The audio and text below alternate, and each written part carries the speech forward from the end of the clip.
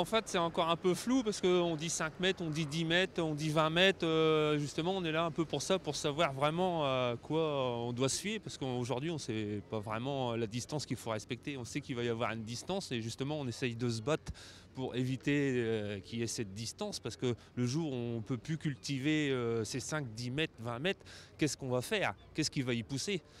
On a des frais, on paye des loyers aux propriétaires. Comment on va faire pour cette surface qui ne va pas être cultivée, quoi.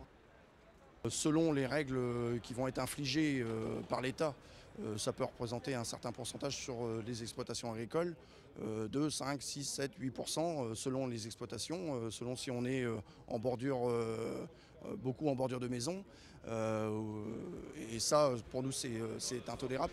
On fait des formations pour ne pas appliquer des produits à tort et à travers et qui soient dénués de sens et qui nuisent à la population. C'est une mesure qui a été prise sans concertation. On avait demandé à ce que ce soit un avis scientifique qui puisse nous éclairer sur les nécessités sanitaires. Et l'avis il a été pris en tenant compte uniquement de l'avis des associations environnementalistes.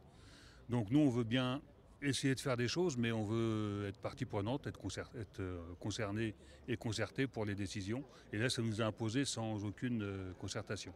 Ces produits-là, ils restent sur zone ou est-ce qu'ils risquent pas de s'épandre un peu partout? C'est ça la question en fait. De partir dans le sol, voilà.